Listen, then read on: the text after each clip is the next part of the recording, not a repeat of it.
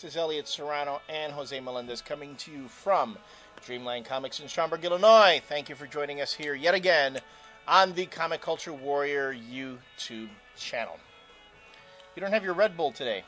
I already had one. Oh, you already had one? Someone had commented that, did you have enough Red Bull? Yeah, and I had a small one this time. All right.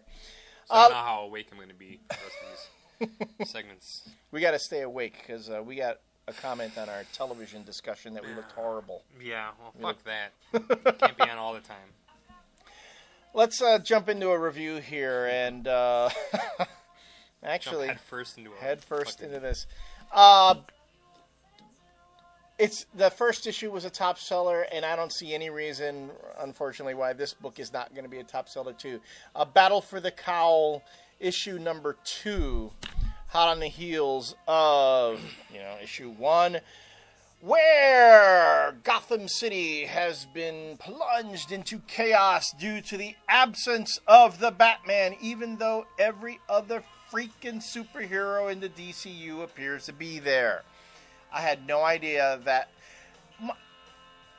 What happens when Batman goes away on a mission with the Justice League? I mean, does Gotham turn into a cesspool then too? Like he's not around minding the store? Yeah, no, it's never happened before. No, it has happened before, but it's always right when he's actually missing. Yeah, and how does everyone know that the Batman is dead? Is my question. Because he didn't die at the end of Batman Rest in Peace. And all the heroes knew that he didn't die at the end of Batman Rest in Peace. Right. But he did die during Final Crisis. Yeah, but he died confronting Darkseid. Right. Oh, I'm sure Superman told everybody that he's he's dead. Yeah. Man, those friggin' superheroes just don't know how to keep their mouths shut. All right, but anyway, so we got into... Jose actually... for the purposes of this review, read the entire issue. All right, I'm going to come out and say this right now. I had to stop reading this thing 3 times because I just couldn't take it. I almost didn't get through it. It is... You take the first one, and compared to this, the first one is like a fucking masterpiece. I mean, I don't know how it got worse, but on every level, it gets worse. Storytelling, art, the writing, everything it takes a turn for the worst. It's unbelievable that this is the top selling DC book, or the number 1 was, and this, I don't get it. I thought that Two-Face on the first page looked pretty good. Well, okay. Yeah, put that on the trade paperback. I thought the Two-Face on the first page of issue number 2 looked pretty good. Elliot Serrano, CCW. There you go. Just like the last issue, I sat down, I tried to read this. I only got 6 pages in because I just couldn't keep going. And again, it's with all due respect to Tony Daniel, who's a professional and artist, and they're giving him this book. And okay, let's face it, regardless of what we think about this book, the book is flying off the shelves. People are buying it, and that is the mark of a successful book. Okay, I know you hate hearing that, but that's fine.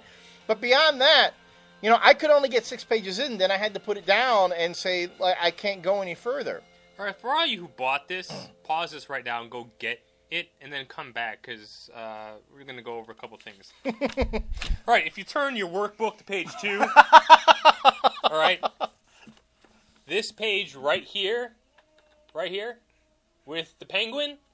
All right, so this so-called creator is writing and drawing this. Right. So you get to this page, and fuck's sake,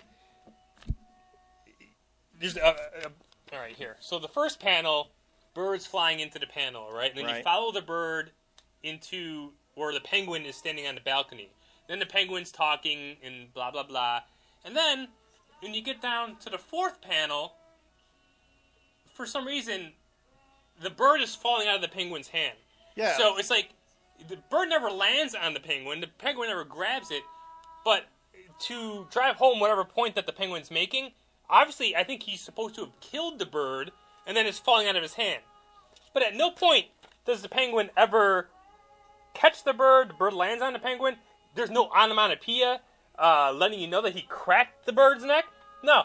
And then, The next panel, where the Penguin is in full shot right here, the last panel, when he's talking after he drops the bird, he has his hat on. And he's not wearing his fucking hat on any of the other panels.